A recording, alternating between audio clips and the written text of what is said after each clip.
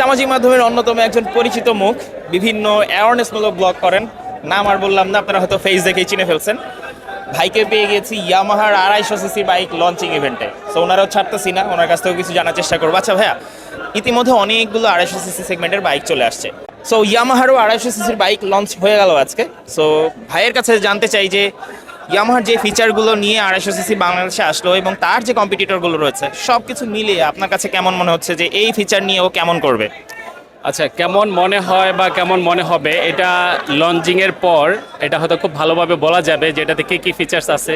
অনেক কিছু হয়তো এখন আমাদের জানা নাই, আমরা কিছু গেস করতেছি, কিছু হয়তো শুনতেছি, বাট এটা যখন প্রপারলি আমরা হাতে নিব, রাইড করব, তখন এটা বলা যাবে যে আদার্স বাইক যেগুলো আছে সেগুলোর সাথে এটা আসলে ডিফারেন্সটা কোথায়, এটা তখন বলা যাবে।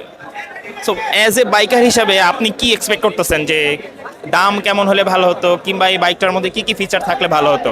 আমি ইভেন্টে আসছি এখন পর্যন্ত, যেহেতু বাইকটা এখন আনুষ্ঠানিকভাবে লঞ্চ হয় নাই, সো এটার দামও আমার জানা নাই, কোনো কিছুই আমার জানা নাই। তবে ইয়ামা যেহেতু একটা রিনাউন কোম্পানি, সো ডেফিনেটলি একটা রাইডার এটার প্রতি এক্সপেকটেশনটা অনেক হাই থাকে অল দ্য টাইম। তারা ডিজার্ভ করে যে ভালো কিছু হোক এবং ভালো কিছু যেন থাকে এটার মধ্যে। তো আমারও সেই ধরনের প্রত্যাশা যে নিশ্চয়ই ভালো কিছু হবে। তো let's see. So thank you আমাদেরকে সময় দেওয়ার জন্য।